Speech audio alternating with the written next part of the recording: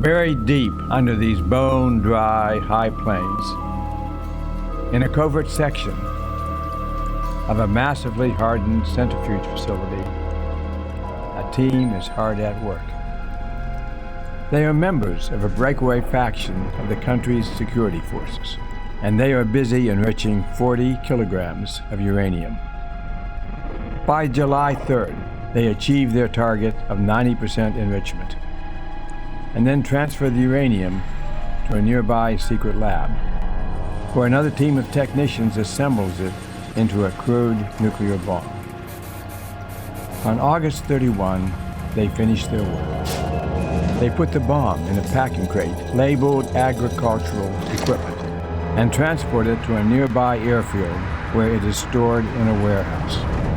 2 weeks later, it is removed and loaded onto an aircraft with civilian air cargo markings. It flies to Dubai, where the crate is transferred, along with other goods and equipment, to a global air transport freighter. Destination: Washington, D.C.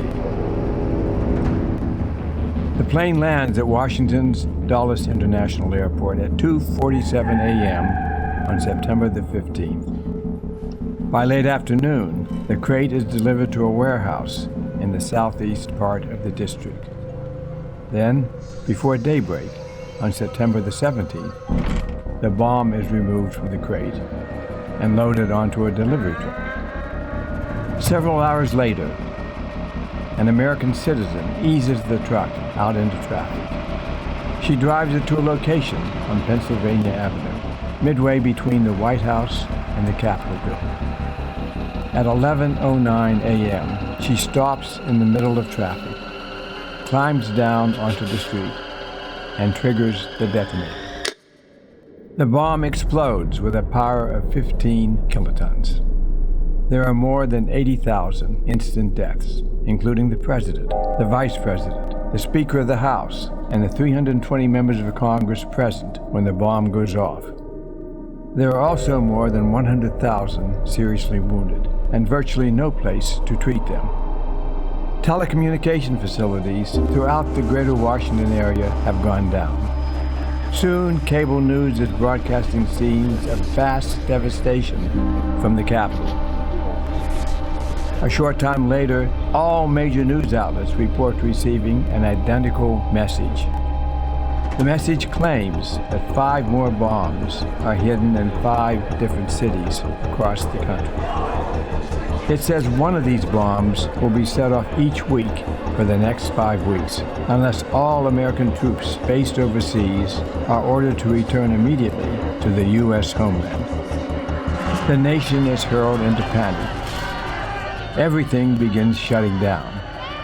Within a half hour, the stock market drops more than 70% before trading is halted. From coast to coast, masses of people begin to stream out of cities, no matter their size or location. There is widespread gridlock. Cell phone systems are soon overwhelmed, and calls cannot go through. Internet access is impossible in many regions, and the nation is now in a constitutional crisis. By succession, the Senate President pro tem is now the country's president. But he is being treated for pancreatic cancer far from the Capitol at the Mayo Clinic. The Secretary of Defense and the Chairman of the Joint Chiefs of Staff, both of whom were testifying to the House Armed Services Committee on their recent budget request, are dead as well. Martial law is declared in Washington and surrounding regions, and the next day, the entire country. There is widespread looting and violence in many cities. Federal and National Guard troops are mustered. Soon there are reports of troops firing on crowds. There are increasing numbers of reports of rioting against immigrants and foreigners. Within days, the military begins to construct large detention centers around the country.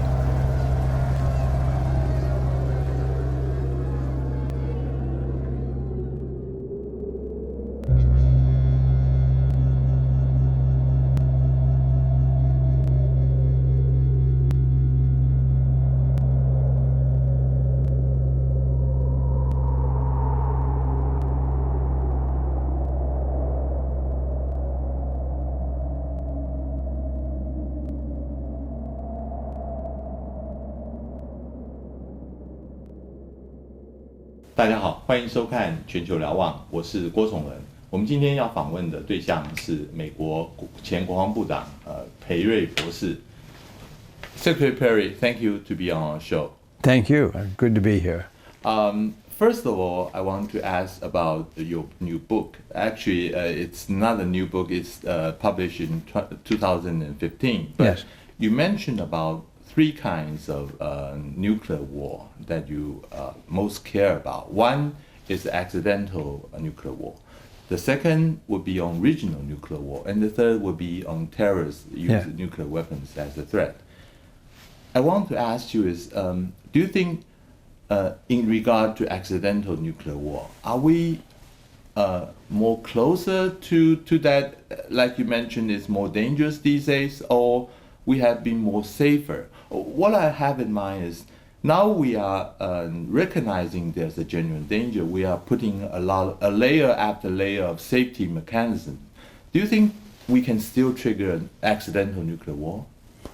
I think the possibility of an accidental nuclear war is as great now as it was during the Cold War. Mm-hmm. During the Cold War, we had 5 accidents that I know of. That is, where either our missile attack system warning or the Soviet missile attack warning gave a false alarm. A false alarm could go back to the president, and the president then has to decide in 6 or 7 minutes whether to launch his missiles. Mm-hmm. So it's a very dangerous situation. Now, those 5 times, they were always, before the launch command was given, there was always a proper decision made that it was a false alarm. Mm-hmm. But one of them in particular, the one that I was closest to, was very realistic. And in retrospect, we learned why it was so realistic is it was caused by an accident of the computer operator, putting a training tape in the computer instead of a simulation tape. So what the watch officer was seeing on his computer was a very realistic recreation, a simulation of an actual missile attack. So it looked very real. We were very lucky to have survived that one, I think. Mm-hmm. Some people, especially now, are thinking that because the person that is controlling the nuclear button become more and more powerful and more crucial these days, that with the current administration, maybe we are more at risk than before the previous administration from a nuclear war. Well, let me be clear. In the 5 incidents I know about, only one of them did the decision actually get to the president. Okay. In the other 4 cases, the general who was the watch officer made the correct judgment that it was a mistake. Mm-hmm. One I'm personally familiar with, to be sure he was right, he called me. I was a technical person. I was the chief of engineering in the Pentagon. He was calling me to reassure himself that his judgment about the computer being wrong was a mistake. Mm-hmm. So sometimes it was a machine error, sometimes it was a human error. But machines still make mistakes, humans still err, and so there's always a danger that that incident will arise again. And when it does, the first line of defense is a thoughtful, careful general at the scene who makes the correct judgment that this was a false alarm. Mm-hmm. If he is not sure of that, he sends the message on to the president, then it's very important that the president be one of calm judgment, thoughtful judgment. So in the first instance, it depends on the judgment of the general who is the watch officer that night. And the next instance, it depends if he passes it on to the president, then it depends on the president. Mm-hmm. Only one instance that I know of where the message was actually passed on to the president. Mm-hmm. For the most part, during the Cold War, it's always the United States and Soviet Union. What I have in mind is that, did you ever think about, is there any possible that it could get into a nuclear war with China? Especially it will get escalated from conventional conflict all the way up to the nuclear conflict. Is it possible? I'm confident, first of all, that neither the United States nor China has ever planned a nuclear attack against the other country. Okay. And I'm confident that no one is making such plans today. Mm-hmm. It's always hard to forecast the future.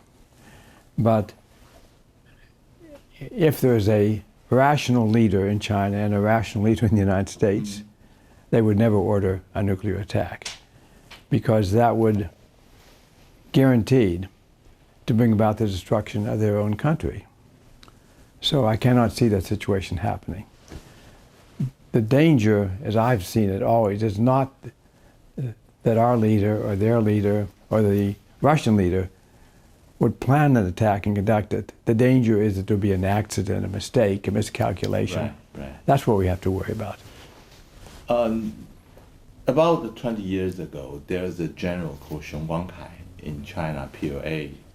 Once is rumored to be mentioning that would the U.S. like to trade Los Angeles with something. Is that a rumor or you heard about this? I've heard about it, yes. And to the extent it's true. It's true? I said to the extent that it's true. If it's true, I would believe it to be a statement said in jest, to make a point, not because he believed it. Right. Okay. I'd like to ask about now with the looming North Korean nuclear threat. There's some suggestion that, especially in the South Korea, that the U.S. should extend its nuclear umbrella to the South Korean if they are facing with a nuclear attack, or the South Korean should develop its own nuclear deterrence in one way or the other. Plus, there's also a suggestion seemed to imply by the Secretary Tillerson during his recent visit in Asia. He had an interview with one of the reporters and mentioning that he seemed to be hinting that every option is on the table, even for Japan and Korea to have its own nuclear deterrence. What's your thinking on that? South Korea is already under the extended deterrence of the United States. That is, if any country were to make a nuclear attack on South Korea, the United States has promised to respond to that attack. The only reason that South Korea, therefore, would need to have its own nuclear capability is if they were skeptical or if they doubted that the United States was going to follow through on that commitment. There's no real reason for that skepticism to exist because the United States has almost 30,000 troops based in South Korea. So if South Korea comes under attack, we're under attack too. So that guarantees that the extended deterrence would in fact be very effective.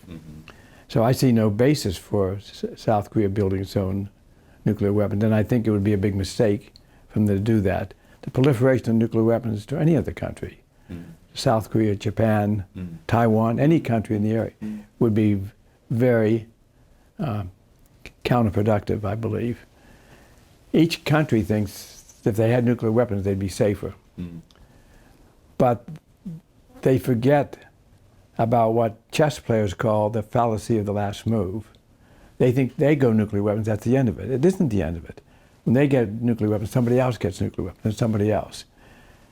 If South Korea and Japan were to go to nuclear, for example, there is no doubt that China would greatly increase its nuclear weapons, and the United States would then have to respond to China's increase in nuclear weapons, and we would be into an Asia-Pacific nuclear arms race, an arms race which is bad for everybody.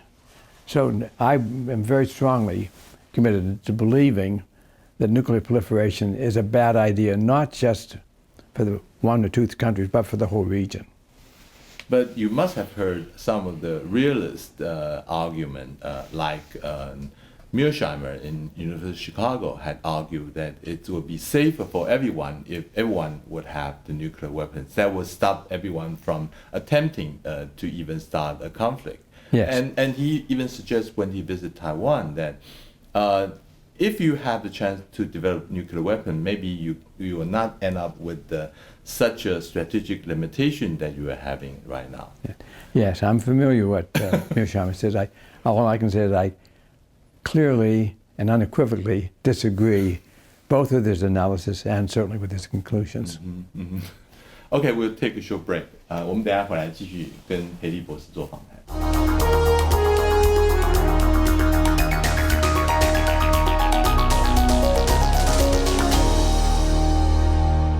我们继续跟培利博士做访谈。Secretary Perry, recently Secretary Tillerson had mentioned in Tokyo that he said the diplomatic and other efforts of the past 20 years to bring North Korea to a point of denuclearization had failed. You are the one that have been instrumental and key in this 20 years in formulating the thinking on how to deal with North Korea. What's your comment on his saying on that? I think he's correct in saying they failed, and the evidence of that is that North Korea now has a nuclear weapon program. Okay. Why they failed is another question. The negotiations I conducted with North Korea in 1999 and 2000 failed only were very close to an agreement. Mm-hmm. They failed only because when the administration changed in 2001, the Bush administration cut off all discussions, stopped the negotiations. We could have had an agreement with North Korea in 2001 had they gone ahead with this, mm-hmm. and I think it would have made the world safer had that happened. Mm-hmm. But that's history. That didn't happen. After that, in 2003, I think it was, at China's request, a new negotiation got underway called the Six-Party Talks. Mm-hmm. And they failed. Mm-hmm. They failed for a different reason. They failed because, in my judgment, they did not recognize what it was North Korea was trying to accomplish, which is to gain security, to gain, to achieve their highest goal, which is the preservation of the Kim regime in North Korea. Now, whether or not we agree with that goal, that was their goal. Mm-hmm. And that took top priority over all other goals, including economic goals. So they were willing to accept the sanctions we posed on them in order to maintain that goal. And while in those negotiations they were offered economic incentives, they were never offered what they considered to be real security assurances. So I think they were negotiating from the wrong principle because they didn't understand the goal. Mm-hmm. I've said before that a diplomat's best assets are his ears mm-hmm. and not his mouth. Mm-hmm. He should listen to what the other side is saying so he can understand how to make an offer to them that would be attractive enough to be accepted. In any event, they did fail. If we are to begin negotiations again, they should be based on an understanding of why those last negotiations failed. I'm convinced that we could achieve a negotiation, an agreement with North Korea that would greatly reduce the danger of their nuclear weapons if we approached it properly. I think at this stage it's probably too late mm-hmm. to get an agreement to have them simply give up their nuclear weapons. Right. But there are many things we could get which would decrease the danger. An agreement to stop testing their nuclear weapons, an agreement to stop testing the long-range missiles, an agreement that stops their right to sell or transfer any of their technology. All of those things would, while not everything we want, would give us some improvement in our security. There's two fundamental difficulties. One is that the goal is keep on shifting these days. When we are negotiating with North Korea these days, it's not possible to ask him to abandon their nuclear weapon nowadays. Now they are asking the U.S. to recognize them as the nuclear weapon countries. Yeah. And the second thing is, any administration will face a huge amount of political criticism when you try to compromise with North Korea. Yes. As a way to show weakness there. And North Korea is a very difficult country to negotiate with. And we have put a very ineffective effort on negotiating with them in the past. So if we're going to go back to diplomacy, then we should do it, first of all, with an understanding of why we failed, and we should put our best diplomatic team forward. Mm-hmm. Mm-hmm. A team which understood fundamentally what North Korea is trying to accomplish. Because if you don't understand what the other side wants, the other side of the negotiating table, your negotiations are not likely to be very successful. Is the military option is still on the table? Is it a viable option nowadays? The nuclear option is not on the table, I believe. We have no intention, in my judgment, of conducting a nuclear attack against North Korea. Right. It may be that there's on the table, as is under consideration, a conventional preemptive attack. Okay. In my judgment, that would be a serious mistake. because while it would not lead to direct repercussions for the United States, it would lead, I believe, to terrible put South Korea under the possibility of very terrible damage. Anything North Korea did that led to a war with South Korea would end in the defeat of North Korea. So I don't think, and I think they understand that, and they're not going to undertake it lightly. But if any degree of a military conflict started, it could all too easily escalate. It could get the United States involved. It could even escalate to the use of nuclear weapons. So I think it's very important to put every possible effort into diplomacy to avoid the possibility of a military conflict. I understand that diplomacy would be very difficult, but I think we should, I do not believe we have exhausted our approaches to diplomacy at this stage. And this negotiation with North Korea will be totally different from Iran negotiation, since already North Korea had demonstrated they have successfully tested 5 tests already. So there's no way you can put the genie back in the bottle. That's correct. So that makes it 2 things: to make the negotiation harder, and it also means the results of the negotiation are going to be less satisfactory than the results of the Iran negotiation. Why do you suggest that the U.S. or other countries should give North Korea security assurance? What do you mean by security assurance? I believe that the motivation for the nuclear weapon program is to guarantee the survival of the regime. The threat to their regime, as they see it, is an attack from the United States. That's a greatly exaggerated view in their mind. There's no danger from the United States unless they take some action against South Korea. But given that that's their concern, then we can do things to ease their concern on that. We started in that direction some years ago when we proposed to denuclearize the Korean Peninsula, that we formally had nuclear weapons based in South Korea, and we removed those weapons. That was a step in the right direction. And for many years we were making some progress with North Korea. But that has started turning backwards about 1994, and it's been going downhill ever since then. So negotiations with North Korea will be difficult. We know what they want, but we don't know what we need to do to assure them of to give them that security assurance. And it's not clear we'd be willing to do that, even if we knew.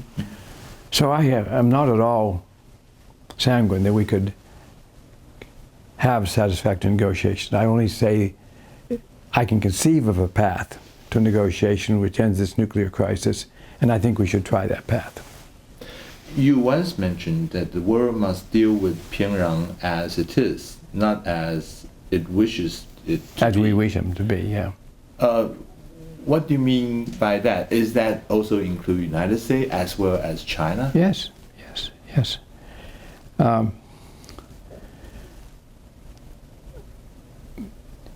North Korea, as it is a country that's put its first priority on regime survival, not on the economic welfare of the people. The economic welfare of the North Korean people has always come very low on the list. So for negotiating with them, we have to understand that. That's the way they are. We might not like it, we might not appreciate it, but we understand that's the way they are. So you're assuming their leader and their whole government are rational? I believe North Korea is not crazy. I believe that they're not suicidal. I believe they're not seeking martyrdom. Therefore, I believe they're not going to launch their nuclear missiles against us, because they know that will lead to their own death and then to the end of the regime. And that's what we need to understand when dealing with them. This is a pariah state. It's the last Stalinist regime in the world. It's in many ways a despicable country. But we have to deal with that if we want to deal with this nuclear problem. What would be the side benefit out of this? Prevent the North Korea from proliferating its nuclear device technology? We want to keep them from proliferating it to other countries, and we want to keep them from increasing the capability of the nuclear weapons, because the greater it gets, the greater the danger there's going to be some kind of an incident. And an incident could explode into a nuclear war. I've said, and I repeat again, any war with North Korea, they would be defeated and destroyed. But they would do a lot of damage to South Korea and a lot of damage to Japan in the meantime. So there's every motivation to try to avoid that consequence. What would the time factor play in the negotiation? For instance, if we cannot have an agreement with North, then probably within a year it can develop its own ICBM technology. I must say that in any negotiations, we need two things we have not had in the past. The first being an understanding of what the goals of North Korea are, and the second, close cooperation and coordination between the United States and China on what the terms of the deal are, what the outcome is desired.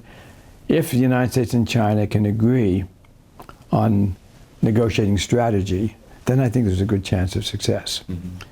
In the past, that's never been possible. We've had different goals, different strategies.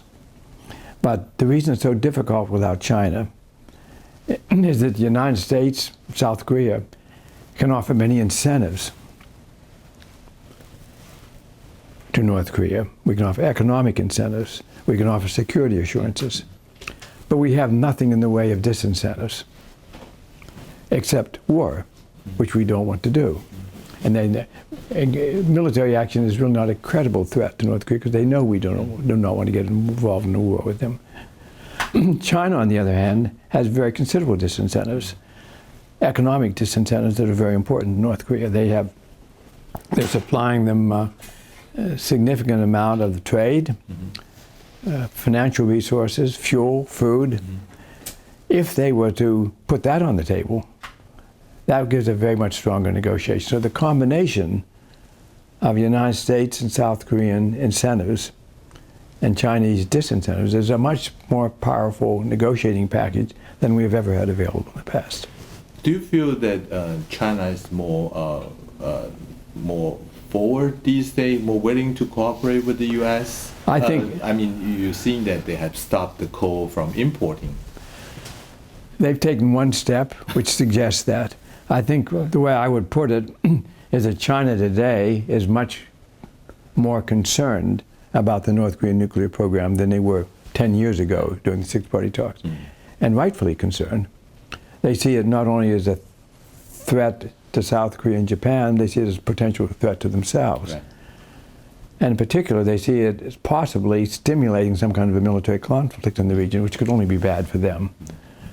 So China is now taking this much more seriously. I think the chance of the United States being able to negotiate an agreement with China on what a proper negotiating strategy with North Korea would be is quite possible today. And if we could do that, then I think we greatly increase our chances of a successful negotiation. Okay, we're going to take a short break. Okay. 我们等一下继续回来跟培利博士做访谈。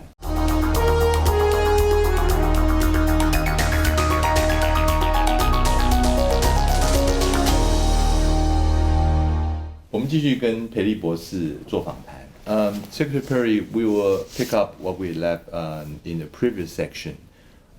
Whether China were willing to cooperate with the United States, there's a third issue, the missile defense system that is currently in deployment in South Korea. China is very concerned about this. The Americans saying that there's no way you should be concerned that even the radar, X-band radar, is not going to reach all the way to China. But China is saying that that will compromise our ICBM capability, especially they are saying that it can distinguish whether it's a MIRV warhead or is it not a MIRV. How do you respond to that? Let me comment on the policy aspect first and the technical aspect second. From a policy point of view, South Korea sees that North Korea has nuclear weapons that threaten them. Adding to that, North Korea has explicitly made those threats to South Korea, threatening to turn Seoul into a sea of flames, outrageous threats. So the South Korean people, the South Korean government, think they need to do something to show that they're defending their people. So they asked the United States to put this missile defense system called THAAD. And the United States thought it was a reasonable request and is doing that. To me, this is a political defense system, not a military defense system. Because THAAD is a terminal, that's what the T in THAAD is, a terminal defense system. Very limited range of capability. So it could probably defend Seoul, but that's about it. Even so, if the North Koreans were to launch a mass attack on it, one THAAD system would not be enough to do that. So it's a very limited defense capability. It's even limited in its ability to defend South Korea. But we have this political reason for wanting to defend it. On the other hand, there's a political reason for not to deploy it, which is because China is objecting to it. Ultimately, South Korea is going to have to decide which political problem is worse to deal with. Either having to give up the comfort of a system which they think will defend the people, or to give up the system in order to please relieve the fears of the Chinese government. And that's a political decision which the incoming president of South Korea is going to have to make, and I cannot advise him on how to make that decision. But in my technical judgment, the THAAD system poses no threat to China.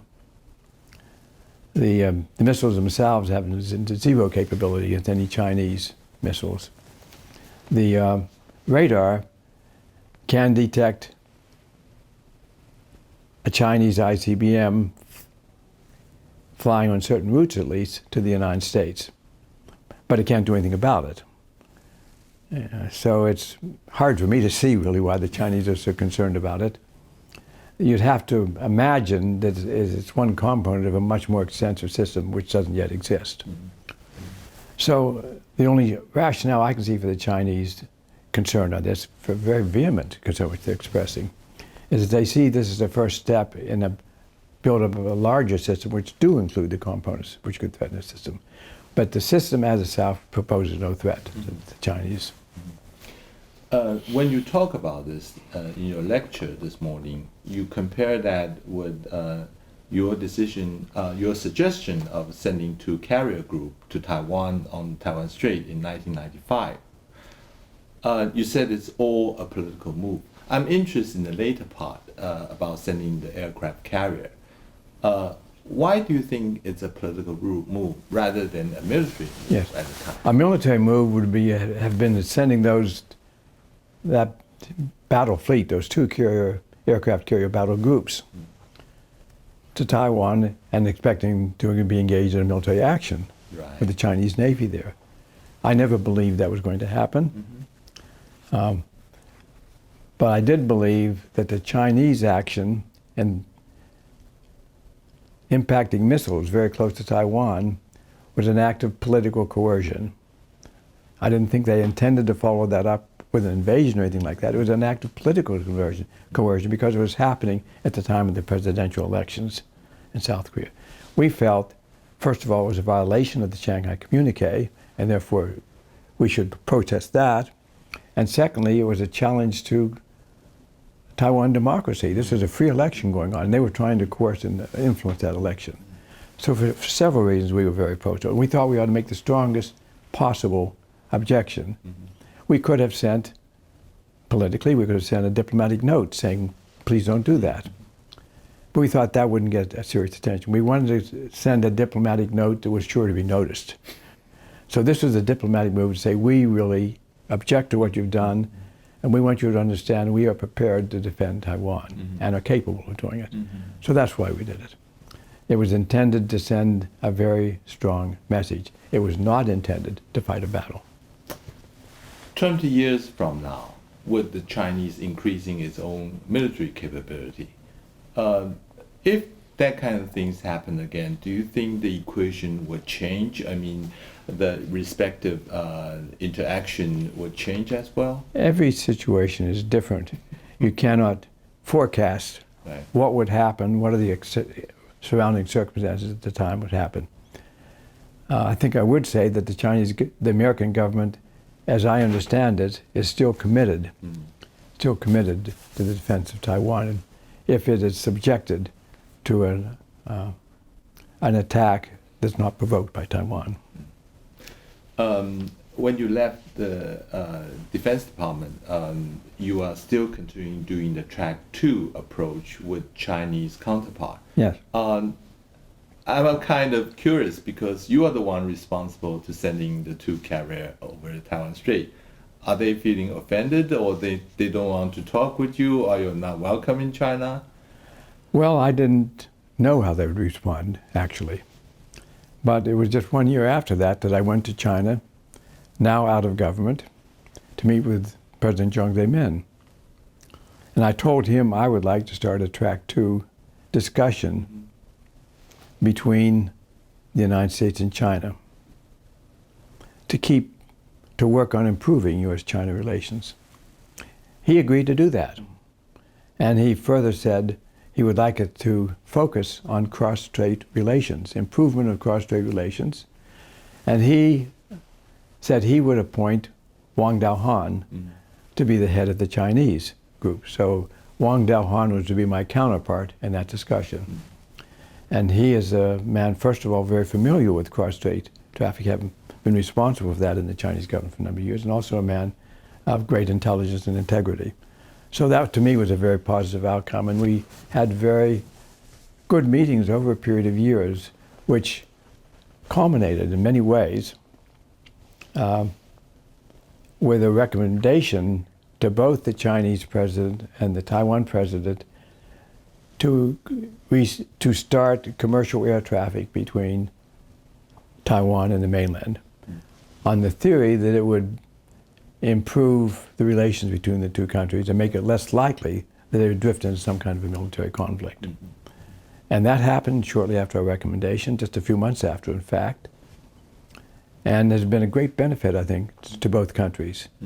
And I think the underlying security purpose of that was to make it less likely that China would see it to have any benefit to start a military, or whatever benefit they might see, it would be offset by the loss, the very considerable loss of the values that were stemming from those cross-strait air flights. I mean, that led to more tourism, it led to families visiting with each other, and importantly, it led to a significant increase in the commercial work, interaction between Chinese companies and Taiwan companies. Now it's technically feasible for the companies to work together effectively. So I think it was a very important development. And I like to think that our Track 2 dialogue and recommendations of those 2 governments had a lot to do with the establishment of that traffic. Now the cross-relation is somewhat in a stalemate after President Tsai Ing-wen get in office. Yes. How do you think that both sides can get out of this stalemate?